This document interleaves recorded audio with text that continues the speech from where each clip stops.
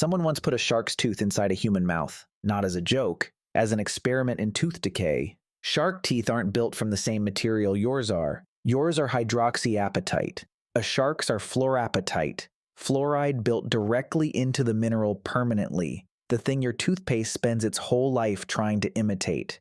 It is the most decay-resistant dental tissue nature has ever produced. It survives 40 million years buried in rock. They placed it in a human mouth under conditions designed to cause dental caries. It rotted, so the tooth was never the protective factor, which kills the story you've probably been told your whole life, that wild animals have perfect teeth and you're the broken one, the soft domesticated primate who ruined his own mouth with sugar. Wild animals do not have perfect teeth. Bats get cavities, bears get cavities, primates get them badly, and in one large survey of wild primates, chimpanzees came out among the worst affected animals in the study. Your closest living relative eating precisely what evolution built him to eat, touching no sugar, is rotting. And somewhere in Zambia there is a chimpanzee who once sat with her dead son and cleaned his teeth with a blade of grass. He was already gone. That story is coming. So the question was never how animals avoid decay. They don't. The question is why it never seems to matter. Here's something about your mouth almost nobody stops to consider. You got two sets of teeth, one as a child, one as an adult. That's the entire allocation, and the second set is expected to carry you 80 years, 90 more. Sharks don't work like this. Neither do crocodiles or most reptiles or most fish. They regrow teeth over and over, sometimes dozens of times in a life. A tooth is lost, another rotates forward. Damage is temporary. The mouth repairs itself indefinitely. This is called polyphyodonty, the retention of a structure called the dental lamina, a strip of tissue that keeps producing new tooth buds throughout life. Mammals lost it, and not by accident. Chewing the way you chew needs teeth that meet each other precisely, what dentists call occlusion, upper cusp landing in lower valley the same way every time for decades. You cannot hold that fit if the pieces keep getting swapped out. Every replacement is a tooth that doesn't quite match. So mammals took a deal, infinite spares or a bite that actually works. You are living inside that decision right now. Every mammal is. All the grinding and crushing, all the calories pulled out of tough plants and hard seed, running on hardware that was never built to be replaced. Though not every mammal took the same deal. Horses and rabbits found a middle path, hypsodont teeth, ever-growing molars that rise continuously from the root, buying years of extra grinding surface without needing replacement. It's a different workaround to the same problem. It also has a limit. The growth eventually stops, and when it does, the countdown begins. Evolution kept trying to solve this. It never quite did. Which leaves one obvious question. What happens when it runs out? An elephant will show you. An elephant doesn't get two sets of molars, it gets 6. They arrive in sequence, advancing from the back of the jaw like a conveyor belt. One worn set pushed out the next, sliding into place. 6 rounds of fresh grinding surface spread across decades of chewing rough vegetation 16 hours a day. Then the 6th set wears down. There is no 7th. The elephant is still alive at this point, still strong, still hungry. It simply can't break food down anymore. It grazes, it chews. Almost nothing gets processed. It starves to death with a stomach full of grass. That isn't a dental problem. That's the end of the animal delivered by its own teeth exactly on schedule.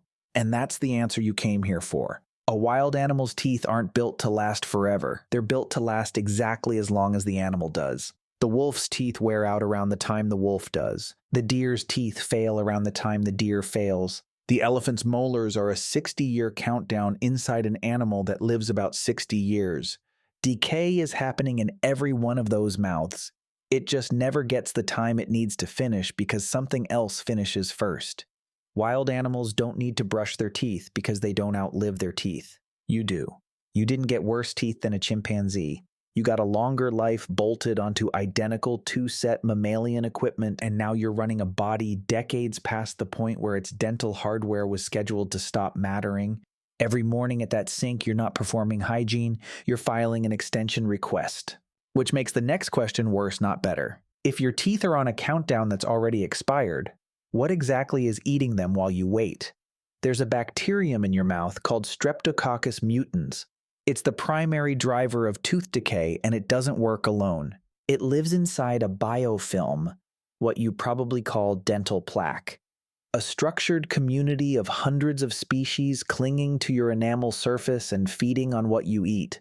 That biofilm is part of your oral microbiome, an ecosystem that has been evolving alongside you for longer than you can easily imagine. The familiar story is that farming created S. mutans, that grain and sugar and agriculture summoned it into being. Ancient DNA says no. Analysis of ancient S. mutans' genomes spanning around 8,000 years shows it was already living in human mouths before agriculture began. It was already spread across Eurasia roughly 9,000 years ago, with two of the earliest cases found in northern Spain and beside Lake Baikal in Siberia. Opposite ends of a continent, already established, already everywhere. Farming didn't introduce it, farming fed it, and it isn't a visitor. Your teeth are its entire world. It passes from mothers to children through vertical transmission. Direct biological inheritance of bacteria, not disease in the usual sense, but colonization.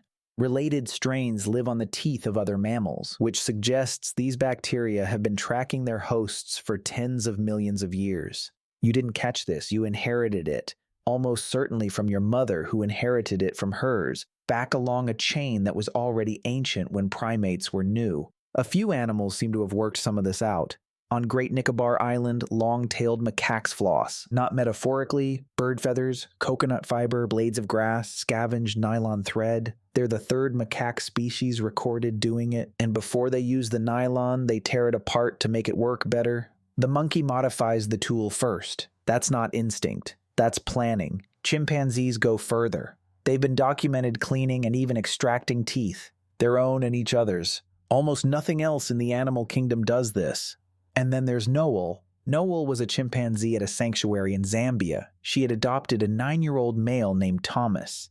When he died, she selected a stem of grass. She sat with his body and used it to clean his teeth. He was already gone. There was nothing to maintain, nothing to fix. It had never been reported in chimpanzees or in any other non-human animal ever. So no, animals don't have perfect teeth. They have expiring teeth and live short enough that the expiry never arrives. You're the exception. You broke the sink. You built medicine and shelter and agriculture and pushed yourself decades past the warranty on your own mouth. The only thing standing between you and the elephant's ending is a plastic brush and 30 seconds of attention. Your teeth were never meant to see you get old.